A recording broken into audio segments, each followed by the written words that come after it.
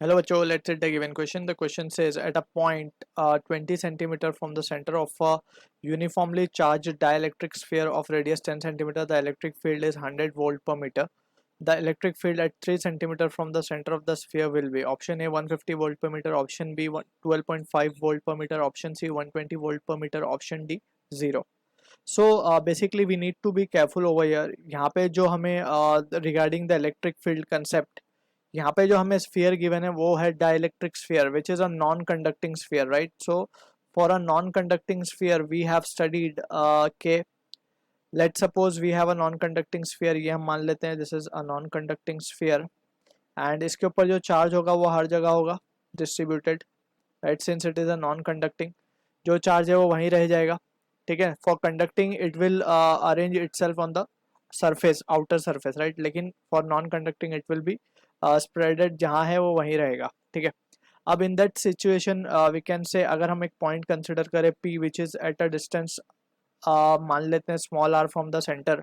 So in that case we can say जो point P पे electric field आएगी it is given by the formula KQ by r का square, right. And if this point is located on the surface, so surface के लिए हम लिखते हैं यही formula EP is equals to KQ, या फिर सरफेस लिख देते हैं KQ by r square if q is the charge that has been given to the sphere, right. So अब बात करते हैं अंदर की. So अंदर के लिए we can say we will consider a point which is located at a distance x. तो यहाँ पे जो इनसाइड में आता है इलेक्ट्रिक फील्ड एक्सप्रेशन, ये सारे एक्सप्रेशन हमें मिल रहे हैं गॉस लॉ से, right. Gauss law states that integral of E bar dot ds bar is equals to q enclosed by epsilon 0. So from this results we are getting all the results over here. ठीक है. So we can see from this, अगर inside की हम बात करें, so ये सारे result we have already derived. So यहाँ पे हमें एक्सप्रेशंस याद रखने हैं, we are not deriving it over here. So KQX upon R cube, right. या फिर basically we have this expression as, यहाँ पे हमने इसे माना है x.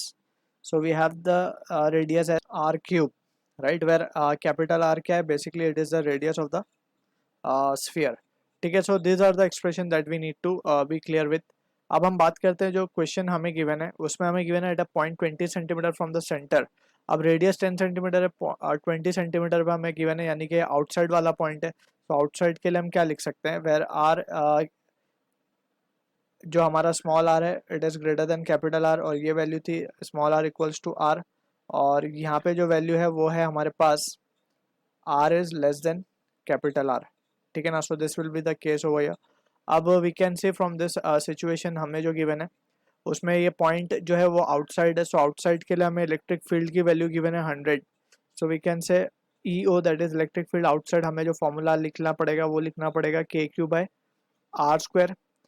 So from this we can say electric field has been given as 100 into R square, that is distance का square. R square means 20 centimetre means 0.2 का square. 0.2 का square होगा हमारे पास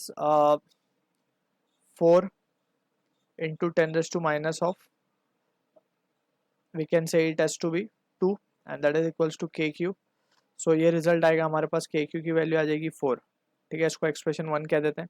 अब सेकंड केस में हमें बोला था electric field at 3 centimetre from the centre, यानी कि अब इनसाइड वाली पॉइंट की बात कर रहे हैं. सो E इनसाइड को हम लिखेंगे KQX अपॉन R का cube, right. So in this scenario we have the value of KQ that is 4 into x की वैल्यू हमें गिवन है 3 centimetre. So 3 into 10⁻² divided by R cube that is radius का cube, that is 10 centimetre का cube. 10 into 10⁻² that is 10⁻1 का cube करेंगे 10⁻³ हो जाएगा. And from this we can say the result comes out to be 120 volt per meter. So this will be the value of E we are getting in this question. So match होगा ये option C के साथ. So I hope you understood the solution. All the best.